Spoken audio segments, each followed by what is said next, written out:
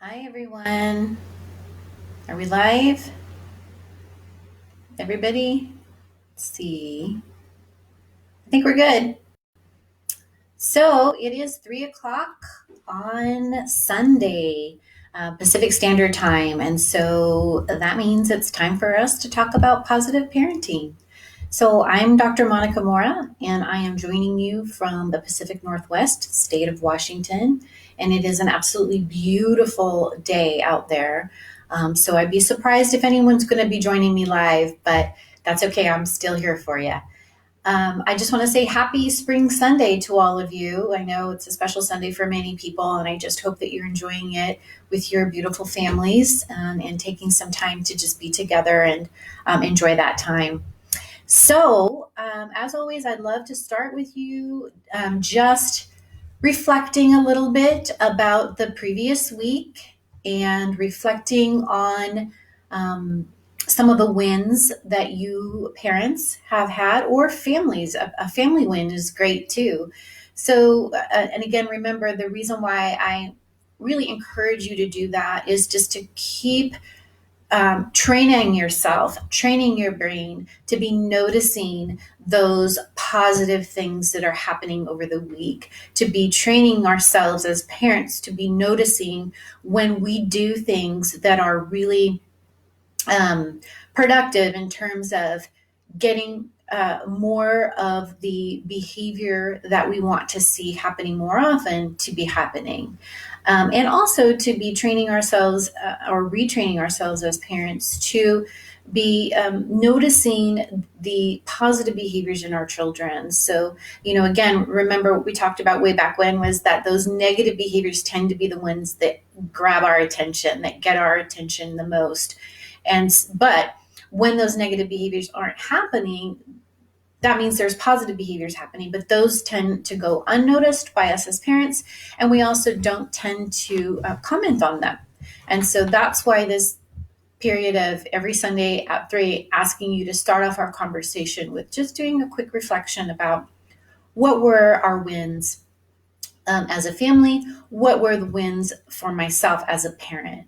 And so those can be, remember, small, medium, large, anywhere in between. Those can be wins that you've had in trying out some of these strategies that we've been talking about. We've talked about quite a few of them, or even just ways of thinking about parenting, if maybe you've been able to apply those over the week. Or other things, such as just choosing your battles or choosing things that you're going to let go that used to really drive you crazy, and now you're just letting them go, and it's not that big a deal. It can also be things like that you've noticed that you're keeping your stress level under control a little bit more than you were initially when this quarantine started, or that you are finding that you're able to handle certain behaviors in a calmer way. So anything, right, that you've been able to do is great. I'll share one with you. I think what we've been focusing on is just doing a little bit more. It falls under the category of quality time, which we spoke a lot about last week, but we talked, or what we decided to do is just focus on doing some quality time, just some fun things. Aside from schoolwork or aside from household work or things like that. And so we did a few art projects over the course of the week. And the one thing we did yesterday was so much fun, and I highly encourage you guys to check this out. It was actually a share on this Facebook page, the Too Cool for School Facebook group. Let me see, Compass Outdoor Adventures. That is the group that does this. And it was an online family scavenger hunt. And it was 2 hours, and we had such a good time together doing these crazy challenges. Some of them were inside, some of them were outside, some of it was trivia, some of it was physical, some of it was art related, but it was so much fun. And for those of you that if I have any Amazing Race fans out there, it was a little bit like that. So it was a lot of fun, and we really I think they're planning to do this on every Saturday. So I highly encourage you to check it out. It was a ton of fun and definitely a good quality time event. So that was my win. Okay, and so hi Molly. Thank you for joining. I was a little lonely, but I'm happy you're here. Any wins for you? Any wins? I'd love to hear them. So again, even if you're going to come back and watch this at another time, still put your wins in those comments because I'd love to see them and just see how things are going for everybody. And also just a reminder, if you haven't seen any of the previous discussions that we've had where we've been talking about different strategies, please, you can go back to the unit section of this Facebook group. You can go under the Parent Sanity resources and you can go under Positive Parenting with Dr. Monica Mora and find the old videos there and add to it. So that's just a reminder that's there for you. Okay, so I just want to recap what we talked about last week, or we spoke about last week. And my aunt is messaging me. Sorry about that. And so last week we spoke a little bit about two things. We spoke about quality time.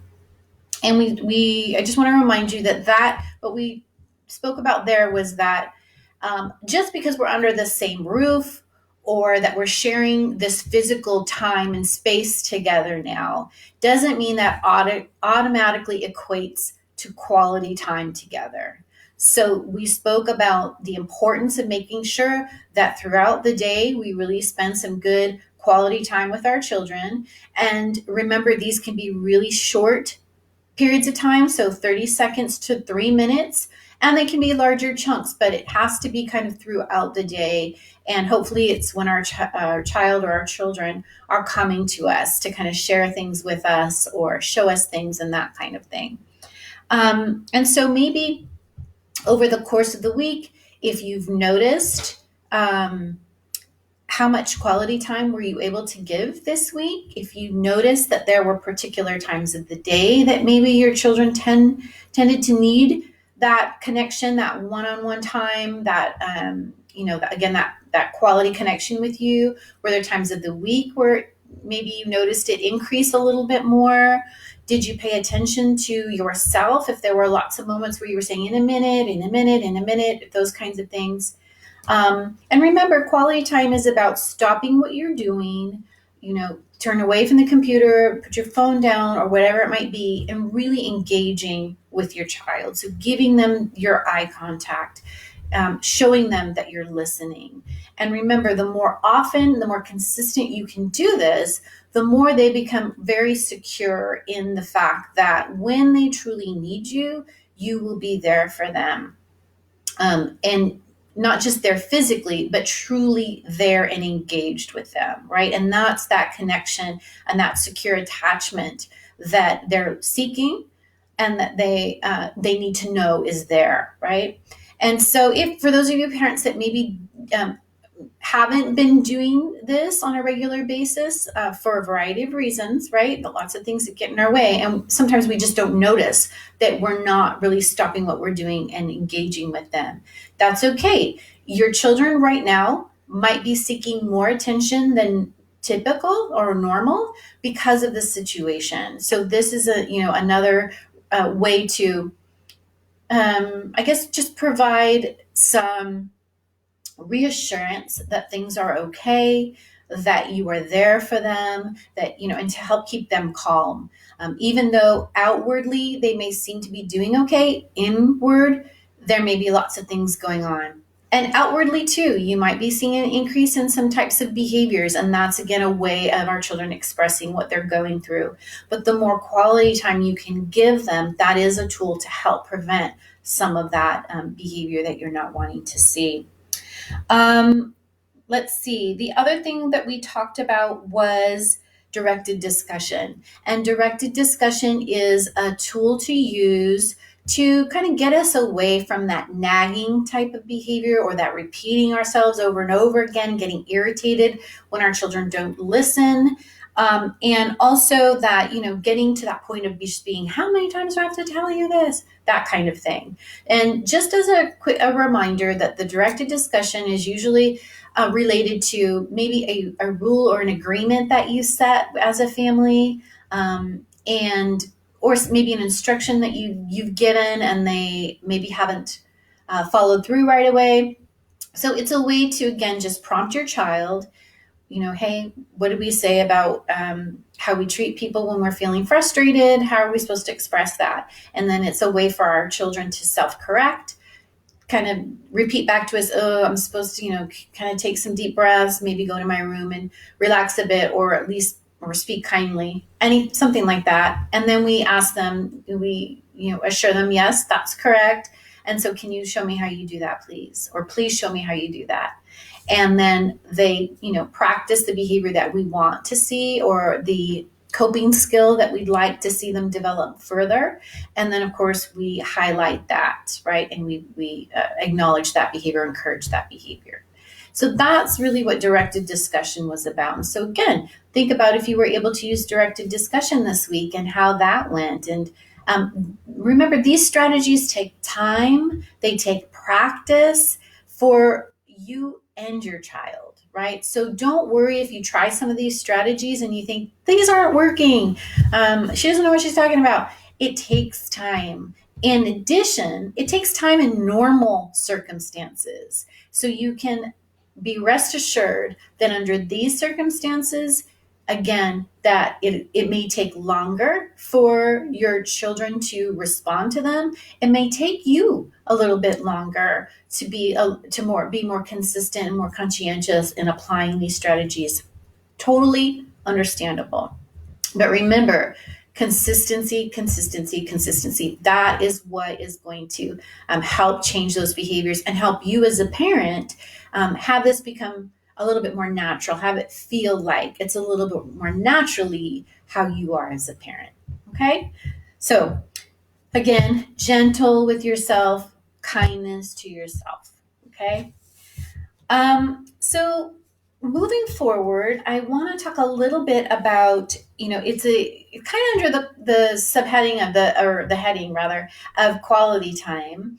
I just kind of wanted to talk about what are some ways that you can do that. There's another strategy that we talk about in positive parenting that's simply talking with your child. And to clarify, it's not talking at your child, and it's not talking about things that your child has no interest in. So this is really about stopping and thinking about who this human is that's with me here.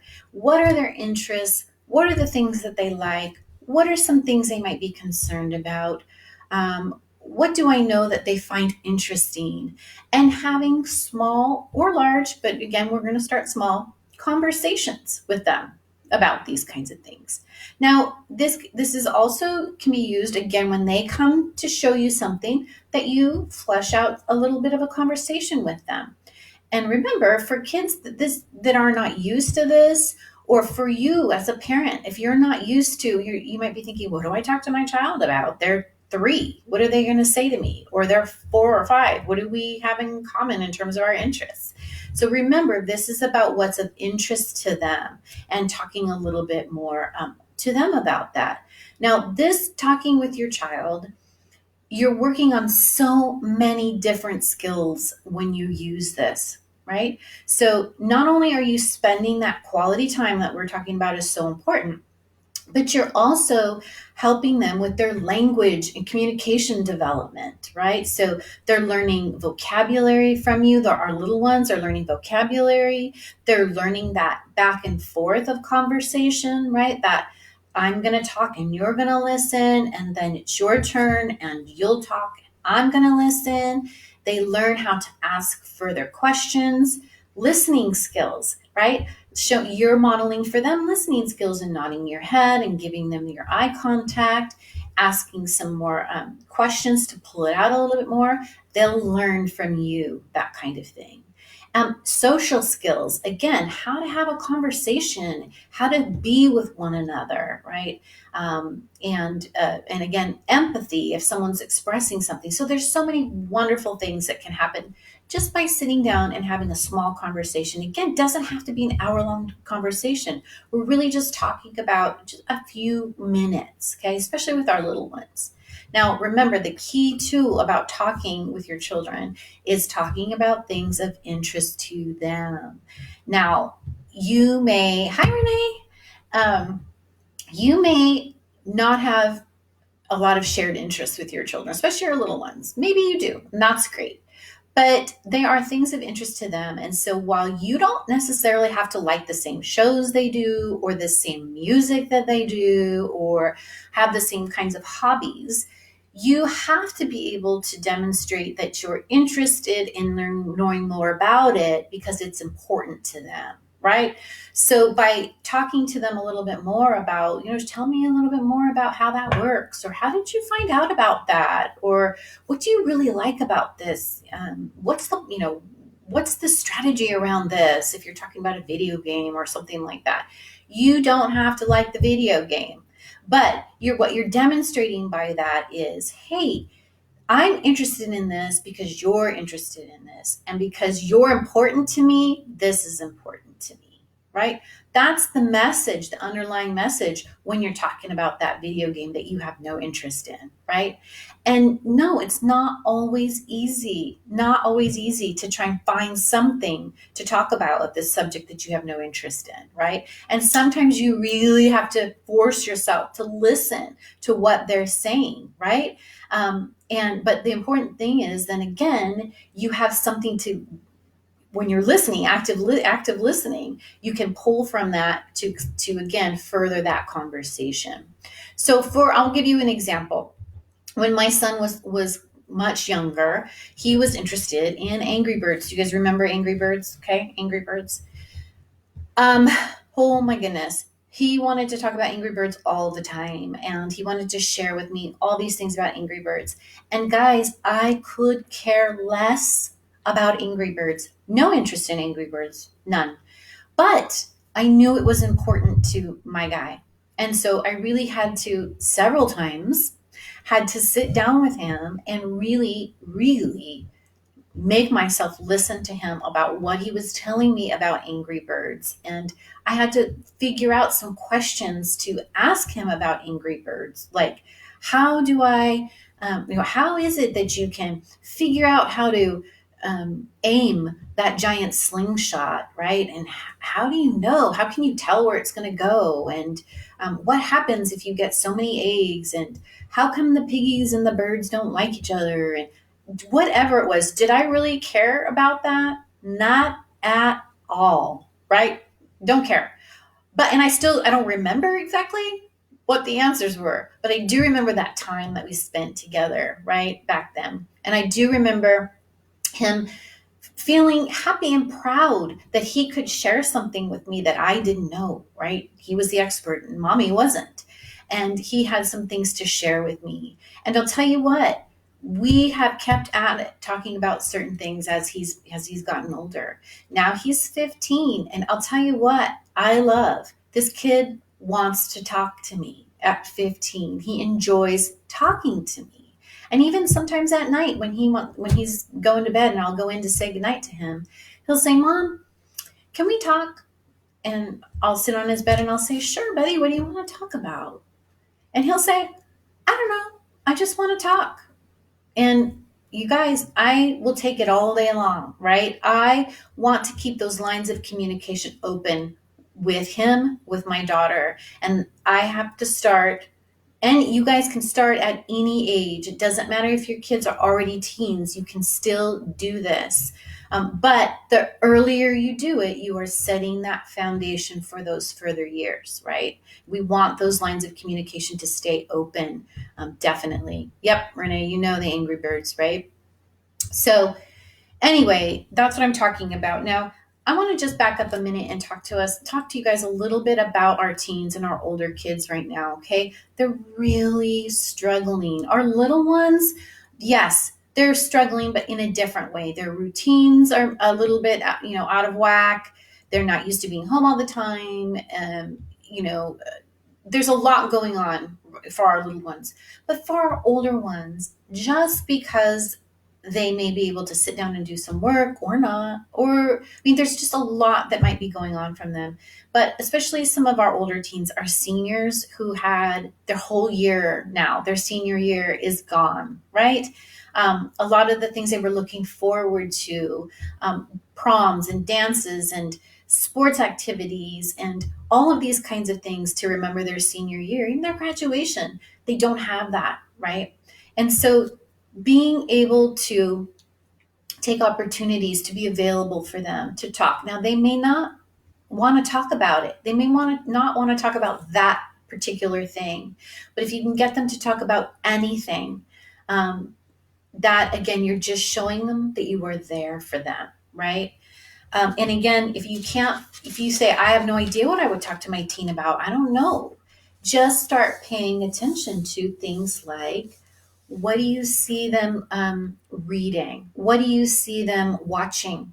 What do you see them playing in terms of computer or video games?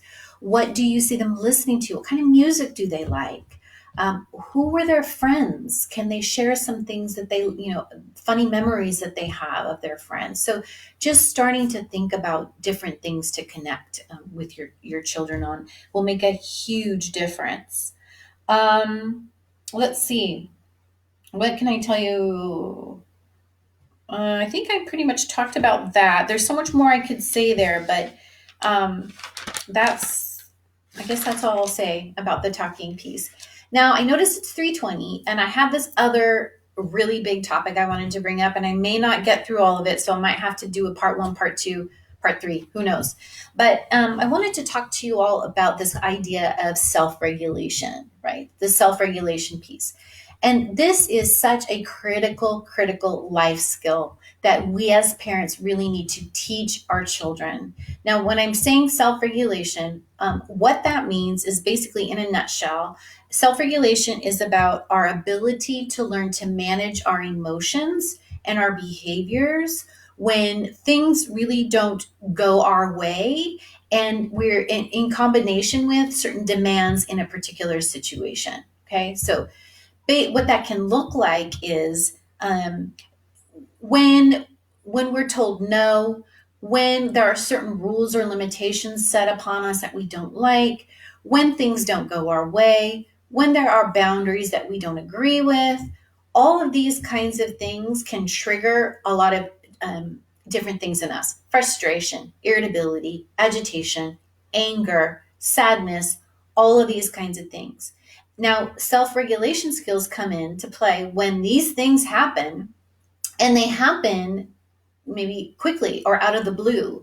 And so our expectation of things going one way quickly changes to a different way that we weren't expecting. Oh my gosh, my chickens. I'm so sorry, you guys. It distracted me. So when we have certain expectations of things going a particular way, and then quickly it changes to happen differently in a way that we are not happy about, what do we do with that emotion, right? Now, when we have a person, I'm going to say a person because this is a skill we utilize throughout our life, from toddler years on up to the day we die. We need this skill. So somebody who struggles with self-regulation may just lash out, right? May just get angry and explode. A child who is dysregulated, it might come out in tantrum behaviors, crying behaviors, whining behaviors, throwing themselves on the floor, fighting, being sassy back, right? That's a way of releasing what I'm feeling, all this agitation and frustration and anger inside. I'm releasing it out now. Okay. Now, we do want that to come out. We want it to be released, right? We need it to come out because it's not healthy to keep it all bottled in. But what we need to learn is how to appropriately let it out, right? How do I let someone know that I'm upset with this decision in a way that is not attacking, that is not hurtful, that is not disrespectful, and that someone can hear, right? And so, again, as I mentioned, this is a skill that we really need to help our children learn. So, it's a skill to learn in combination with a human being's temperament and personality. So all these things work together.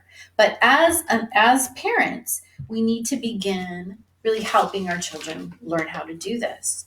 Um, and again, remember, we're doing this because we want them to grow into healthy, functioning, contributing members of society who, again, can be out in the world and have agitations and frustrations and things don't go their way and be able to healthily respond to it. Okay, respond to that.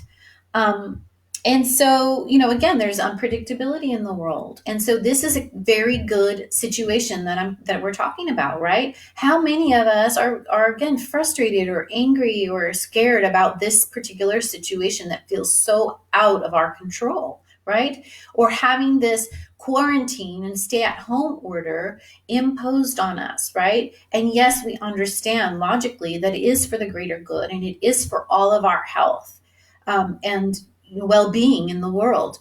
But there's still a sense of like agitation about it, right? And frustration about it. And so our own self-regulation skills come into play there in terms of how we deal with that. Now, I'm noticing again that it's 3:26 and there's just so much more to talk about this. And I haven't given the strategy here, but I guess what I will share with you just for this week is that paying attention to how you are modeling your own emotional regulation skills, right? So if you're coming at your child in a frustrated, irritated, agitated way when you see a behavior you don't like, you are matching dysregulated behavior with your own dysregulation, right? And that never works. It never works. It serves to really escalate the behavior. It usually intensifies the behavior.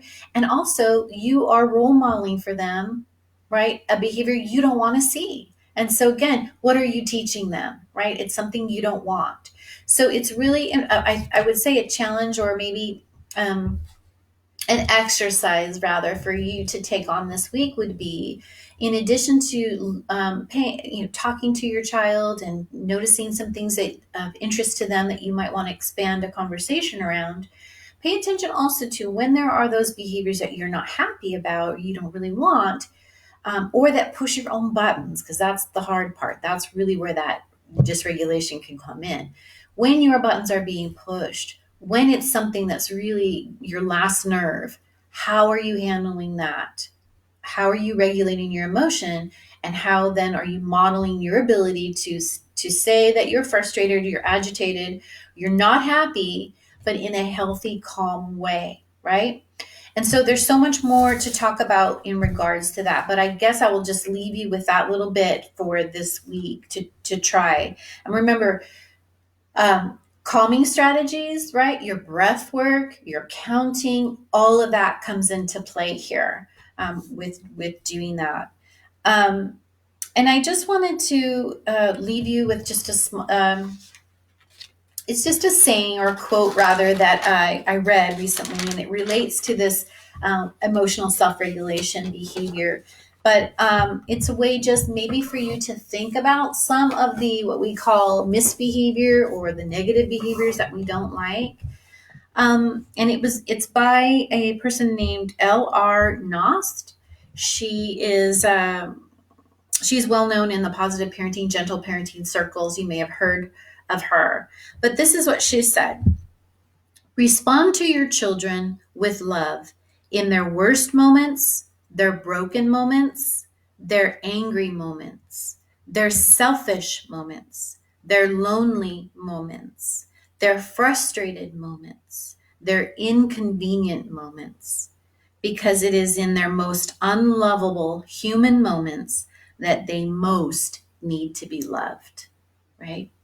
And that is ultimately what we're trying to do with this focus on that self-regulation. And honestly, we can say that about all of us, not just our children, but most human beings in their worst moments. That's in the moments where they most need to be understood and loved. And that's also, for those of us responding, the hardest challenge for us is to respond in a loving way when we're dealing with folks with that type of behavior. So wow, this really went fast for me this week, guys. It's already been 30 minutes, and like I said, this self-regulation topic is a big one. And so I'm sorry we didn't get to everything I really wanted to share with you. But guess what? Tomorrow's another day to try. That's my saying. That's my motto. And we will come back next week and we will revisit this self-regulation topic. But in the meantime, pay attention to all those strategies we've been talking about. All of those strategies will help you when you're dealing with these types of behaviors. It's like putting money in a bank. You are emotionally investing by spending quality time, by connecting, by talking, by focusing on the positive, commenting on the positive, setting clear rules and expectations and agreements, by using clear, calm instructions. All of these things help when you're trying to deal with this dysregulated behavior. So, a lot. I know I'm chatty today. Anyway, guys, thank you so much for spending time with me, and I look forward to seeing you next Sunday. Bye.